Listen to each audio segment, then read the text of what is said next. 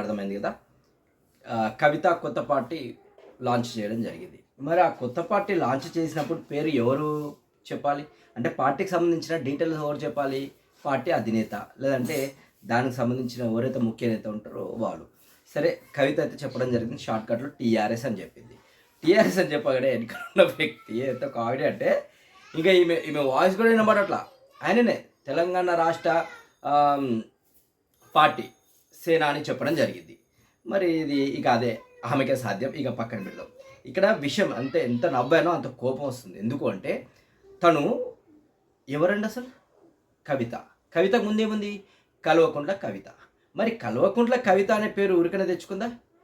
కేసీఆర్ లేకపోతే కవిత ఎక్కడి నుంచి వచ్చింది? ఏం పైనుంచి ఊడిపడ్డదా? దిగొచ్చిందా? కొద్దిగా సెన్స్ ఉండాలి కదా మాట్లాడే ముందు. ఆమె 10 ఏళ్ళు పార్టీలో పనిచేసినందుకు నన్ను క్షమించండి, ఆ పార్టీలో పనిచేసినందుకు అని అంటుంది. ప్రజలకి క్షమాపణ కోరుతుంది. సారు రారంట. మరి ఈమె తండ్రి కాస్త సారైనట్టు ఈమెకు సారు రారు. వెట్టకారంగా మాట్లాడుతుంది కేసీఆర్ గురించి. నిజంగా కేసీఆర్ గారి అభిమానులు తలుచుకుంటే మీరెంత, మీ బతికెంత? నేను ఒక కవితని అనట్లా, కేసీఆర్ని వేలు పెట్టి చూపించే ప్రతి ఒక్క నాయకుడిని అంటున్నాను. కేసీఆర్ తెలంగాణ తెచ్చిన వ్యక్తి కదా. కేసీఆర్ సచ్చుడో తెలంగాణ వచ్చుడో అని చెప్పి ఢిల్లీకి పోవడం జరిగింది. తీసుకొచ్చింది కదా. కేసీఆర్ వచ్చుడో తెలంగాణ తెచ్చుడో కేసీఆర్ సచ్చుడో అనే నిదానంతో మన సిద్దిపేటలో ప్రోగ్రామ్ స్టార్ట్ చేయడం, ఆమరణ నిరాదీక్ష చేయడం స్టార్ట్ అయింది. మరి దానివల్లనే కదా తెలంగాణ అనౌన్స్మెంట్ రావడం జరిగింది. అంటే ఇన్ని మంచి పనులు జరిగితే కవితకు తప్పు చేసిందంట ఆ పార్టీలో ఉండి. ఒక మాట, ఒక పద్ధతి, ఒక విధానం ఏమీ లేదు. అంటే రాజకీయం కోసం ఎంత నీచానికైనా దిగజారుతారా? రాజకీయం కోసం ఎంత గలిస్పానైనా చేస్తారా? రాజకీయం కోసం, అధికారం కోసం కన్న తండ్రిని తిడతారా? సరే, అన్నదమ్ముళ్ళు, అన్న చెల్లెళ్ళు, అక్క తమ్ముళ్ళు ఆ విభేదాలు ఉండొచ్చు. కానీ ఒక తండ్రి మీద, అది నీకు ఒక గౌరవాన్ని, ఒక గుర్తింపు ఇచ్చిన తండ్రి. కేసీఆర్ లేకపోతే నువ్వు ఎక్కడి నుంచి వచ్చినావో నాకు తెలియదు, అసలు నువ్వు ఎవరో కూడా నాకు తెలియదు. కేసీఆర్ అనే ట్యాగ్ లైన్ లేకుండా, కల్వకుంట్ల అనే ట్యాగ్ లైన్ లేకుండా అసలు నువ్వు ఎవరు? అన్నోన్ పర్సన్ నువ్వు. ఎందుకంటే కవిత కంటే నాకు అభిమానం. నేను కేసీఆర్ని ఎంతగా ఆదరిస్తానో, అభిమానిస్తానో కవితక్కను కూడా అంతే. కానీ ఈరోజు ఎందుకు కోపం వచ్చింది? కవితక్కని నువ్వు అని తిట్టాలన్నంత కోపం ఎందుకు వస్తుందంటే, నీకు జన్మనిచ్చిన తండ్రి, తెలంగాణ, ముఖ్యంగా మీ అందరూ కూడా తెలంగాణ తీసుకొచ్చిన బాపు ఆయన. ఎవరు ఒప్పుకోకున్నా సరే, పనికిమల్లో ఒప్పుకోకున్నా అక్కర్లేదు. కానీ వాస్తవమా కాదా అంటే నిరుద్యోగులు ఉన్నారు, అమరవీరులు ఉన్నారు. వీళ్ళందరి ధైర్యం కూడా ఎవరు? కేసీఆర్ని చూసే వీళ్ళందరూ ధైర్యం తెచ్చుకోవడం జరిగింది, ధైర్యంగా ముందుకు రావడం జరిగింది. వీళ్ళందరూ కొట్లాడితేనే తెలంగాణ వచ్చింది. కానీ దానికి ముందడుగు వేసింది ఎవరు? కేసీఆర్ కదా. కేసీఆర్ లేకపోతే తెలంగాణ వచ్చేదా? ఫస్ట్ మలిదశోద్ధంలో కూడా చనిపోవడం జరిగింది చాలామంది. మరి అప్పుడు ఎందుకు రాలే? అప్పుడు కేసీఆర్ అనే వ్యక్తి లేడు. ఈరోజు కేసీఆర్ అనే వ్యక్తి ఉన్నాడు కాబట్టి తెలంగాణ వచ్చింది. ఆయనను పట్టుకొని లక్షల కోట్ల అన్ని అవినీతి జరిగితే మాట్లాడాడు కేసీఆర్ అంటది. ఎక్కడ ఇష్యూ జరిగితే కేసీఆర్ రాడంటది. అరే, మొన్ననే కదా కేసీఆర్ ఒక ఫోన్ చేస్తే కాలువలోకి నీళ్ళు వదలడం జరిగింది ఇరిగేషన్ డిపార్ట్మెంట్. అన్ని రోజులు పట్టించుకోలే రైతుల్ని. ఒక ఫోన్ కాల్తోని కేసీఆర్ గారి నుంచి ఫోన్ కాల్ వచ్చింది అంటే ఇమ్మీడియట్లీగా వాటర్ వదిలినారు. మరి అది పనిచేసినట్టు కాదా? అది చేసినట్టు కాదా? ఇంకా మొన్న మాట్లాడింది యువకుడు అంట, ఒక ముసలోని యువకుడు అని చెప్పి జాయిన్ చేసుకుంటూ అంటది కవిత. అసలు కవిత ఉద్దేశం ఏంది?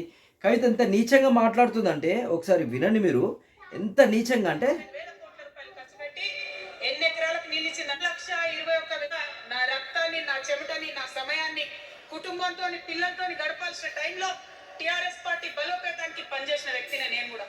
ఆనాటి కేసీఆర్ వేరు, ఇప్పటి కేసీఆర్ వేరు. ఆనాటి కేసీఆర్కి తెలంగాణలో చేనేత కార్మికులు చచ్చిపోతుంటే భిక్షాటన చేసిన కేసీఆర్ ఆనాటి కేసీఆర్. ఇయాలటి కేసీఆర్ మారిన మనిషి. ఎంత నీచంగా మాట్లాడుతుందంటే తండ్రి గురించి.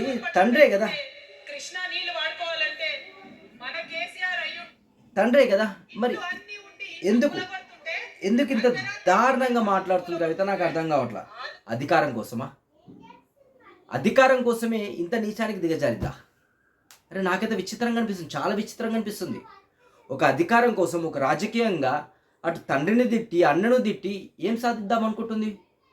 సరే ఫ్యూచర్ ప్లాన్ ఉండొచ్చు. అంటే కొంతమంది సీఎంలు ఉన్నారు కదా లేడీ బాస్లు మన దగ్గర, మన దేశంలో. అలాగే అయ్యి ఉండొచ్చు. కానీ ఎవరు కూడా వాళ్ళ కుటుంబాలని ఇంత నీచంగా మాట్లాడలేదే. వాళ్ళ రాజకీయ భవిష్యత్తు కోసం కుటుంబాన్ని వాడుకోలేదే. అరే లిక్కర్ కేసులో నువ్వు ఇరికి తిహార్ జైల్లో పోతే కేసీఆర్ ఒకటే మాట అన్నాడు, నా బిడ్డ కడిగిన ముత్యంలా బయటకు వస్తుంది అన్నాడు. అది కాదా నీకు గుర్తింపు? అంటే కేసీఆర్ గారికి అంత నమ్మకం నీ మీద. అలాంటి నమ్మకాన్ని ఈరోజు తీసుకెళ్ళి ఇలా మురికి కాలంలో పడేసింది కవిత. అంత నీచంగా మాట్లాడడమా ఒక రాజకీయం కోసం? మరి వెనకాల ఉన్నది ఎవరు? మొన్ననే రేవంత్ రెడ్డి అన్నారు, నెక్స్ట్ వచ్చే ఎలక్షన్లో ప్రతిపక్ష హోదా కూడా లేకుండా చేస్తే కేసీఆర్కి అన్నాడు. అన్న తర్వాత ఈరోజు కవిత పార్టీ అనౌన్స్మెంట్ చేసింది. అంటే దీని వెనకాల స్క్రిప్ట్ రైటింగ్ మొత్తం రేవంత్ రెడ్డా? కవిత వెనకాల ఉన్నది ఎవరు అసలు? ఇది నాకు వచ్చిన అనుమానం. కవిత వెనకాల ఉన్నది ఎవరు? ఏ రాజకీయ వ్యక్తి ఉన్నాడు? అంటే అటు రేవంత్ రెడ్డి ఏమో మన ప్రతిపక్ష హోదా లేకుండా చేస్తా అని రేవంత్ రెడ్డి అంటాడు. ఒక వారం డిస్టెన్స్లో కవితక పార్టీ అనౌన్స్మెంట్ చేస్తుంది. అంటే ఈ పార్టీకి ఫండింగ్ అంతా రేవంత్ రెడ్డి ఇస్తుందా, లేదంటే ఈ పార్టీకి సంబంధించిన స్క్రిప్ట్ ప్రతి ఒక్కరు కూడా రేవంత్ రెడ్డి ఇస్తుందా అనేది ఈరోజు క్వశ్చన్ మార్క్. ఎందుకు అంటే మరి ఈ లిక్కర్ కేసులోనే మరి బీజేపీతో ఏమన్నా అగ్రిమెంట్ చేసుకున్నారా? ఏదైనా అయి ఉండొచ్చు, రాజకీయంగా నువ్వు ఏదైనా ఉండొచ్చు. బట్ అక్కడ కేసీఆర్ని పట్టుకొని కేసీఆర్ని ఇష్టం వచ్చినట్టు తిట్టడము, మళ్ళీ ఆ పార్టీలో 2 రోజులు నేను పనిచేసినందుకు నన్ను క్షమించండి, ఆ పార్టీకి నా రక్తము దారబోసా అంటుంది. అరే అమ్మ తల్లి, నువ్వే కాదు, టీఆర్ఎస్ పార్టీకి, తెలంగాణ రాష్ట్ర సమితి పార్టీకి రాష్ట్రం అంతా కూడా రక్తం దారబోసింది. మన పార్టీ, మన కేసీఆర్, మనం కాపాడుకోవాలి, మన పార్టీని తెచ్చుకుంటే మనకు భవిష్యత్ మారుతుంది అన్నట్టే తెచ్చుకోవడం జరిగింది. 10 ఏళ్ళు రాష్ట్రంలో చిన్న ప్రాబ్లం లేకుండా అన్ని ప్రశాంతంగా జరగడం జరిగింది. ఈరోజు రైతుల పరిస్థితి చూస్తున్నాం, స్టూడెంట్స్ నిరుద్యోగుల పరిస్థితి చూస్తున్నాం, స్టూడెంట్స్ల పరిస్థితి చూస్తున్నాం. మొన్న ఆర్టీసీ కార్మికులు ఆ పరిస్థితి చూసాం. అంటే ఇన్ని జరుగుతుంటే కూడా ఇంకా కేసీఆర్ గారు ఇంకా తప్పు చేశారు, కేసీఆర్ గారు ప్రభుత్వంలో తప్పు జరిగిపోయిందంటే ఏం జరిగింది కేసీఆర్ గారు ప్రభుత్వంలో?